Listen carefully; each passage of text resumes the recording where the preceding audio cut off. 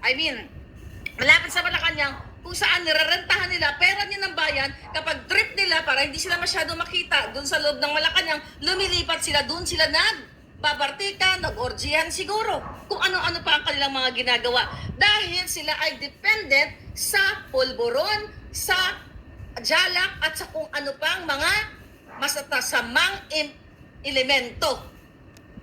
See, mga kababayan? Tapos hindi kayo kikilos? Ngayon, sabi ko, sige lang, hindi wag kayong kumilos. Anyway, hindi naman ako nagsasakripisyo sa ginagawa sa inyo eh. Naapektuhan ba ako kapag naglasing-lasing si Lisa Tanas? Hindi ba ako makakabili ng 20 pesos na bigas na 1/4? Kayo yun. Kayo mga nasa Pilipinas, kayo mga OFW, na kayo ay ginamit ng hinayupak na gobyernong ito. Dahil sa kanilang pagiging dependent sa pinagbabawal na mga elemento sa katawan. I hope umeffect yung, kapag ganito ang bisyo mo, di ba si Kuting umingiwi-ngiwi, si Lisa Tanas, parang trumpo, gumaganon-ganon, na parang syunga-syunga, bigla na lang parang tiriringin. I hope, ma-feel nila yung impact ng pang-aabuso, hindi na sa Pilipino, kundi pang-aabuso sa katawan niya, kaya nagbuka siyang korduroy, mudlo, putot, lahat na lang. Ano ba ang magiging kabayaran nito sa ginagawa ni Lisa Tanas? Sana bilis-bilisan na. Hindi yung kanyang aaratayin siya. Lahat yan. Puso. Di ba? Lahat yan, sana yan ay mahatulan na or mapagbayaran nila ang kanilang mga kasalanan sa inyo, sa Pilipino. Dahil yung pagiging may nila, wala sa katinuan, mga palangga, ay kayo ang naaapektuhan. Kayo ang ginigipit. Tayo lahat ginigipit tayo, ini-intimidate, kinakasuhan, gusto ipadisbar, like Attorney Glenn Chong, pananakot, katulad ng KOJC, na ang mga kabataan doon, na sila ay mga minor de edad na nag-aaral doon, mga palangga, pinasok ng mga walang hiyang ito, and I think may statement, mamaya basahin natin si Pangulong Duterte, na dapat kakasuhan ito mga kapulisan na ito para matuto kayo. Hindi man kayo mapakakapagbayad ngayon dahil kayang maniobrahin. Okay? Ang batas sa atin, dahil hawak ni Lisa Tanas lahat. Pero hindi kayo forever dyan. Magbabayad kayong lahat. Babangon ang bayan para durugin kayong lahat sa inyong mga kasamaan. Lalo na mga tiwaling pulis na nakikipagsabuatan. Lalo ka na, Marbel. Imagine nyo, gumamit pa kayo ng helicopter. Magkano, ilang milyon na ginastos nyo? Sabi ko kagabi, magkano ang inyong kakimkim doon sa mga inimport nyo, mga kapulisan, mga SAP at CIDG from Manila to Davao.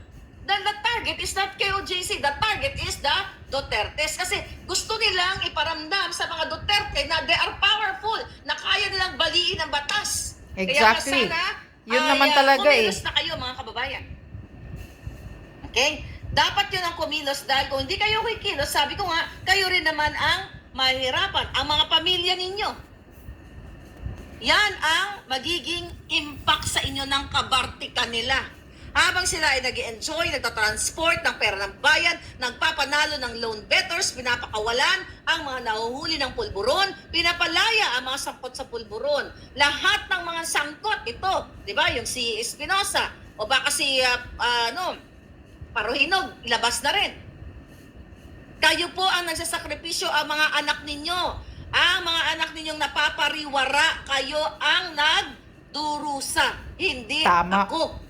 Kaya kailangan nyong magsalita, mag-speak up at wakasan itong burden, itong kahirapan, itong kataksilan na ibinibigay, idinudulot sa inyo ng Bartikon na polboron na gobyernong ito. Tama naman. Supposedly, ang isang first lady ay dignified. Wala nga dignity.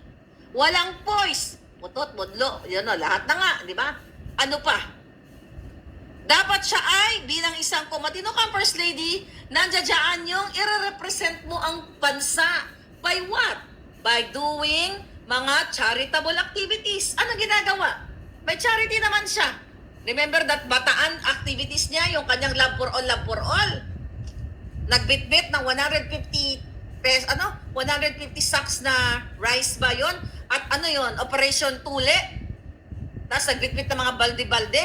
Napakawalang, sabi ko nga, napakawalang kwentang proyekto o mga charity kasi hindi naman nasa puso nila. Nabibigyan kayo ng charitable service or charitable activities.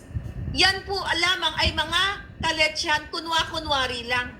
Dahil magdadalawang taon na si Kuting at dapat nga hindi na yan sona yung bangag na yan. Wala siyang karapatan sa bawat minuto, segundo na pananatili ng mga hinayupak na ito. Pagtatraidor sa inyo, pagtatraidor sa bayan, at pagpapahirap sa inyong lahat. Kasama ang kanilang mga gabinete, ang kanilang mga kasabwat, kasama si Tambaluslos. Lahat sila, ang mga kongresista, ang mga senador na nakipagsabwatan sa Bartikon at Pulburon na gobyernong ito. Diba?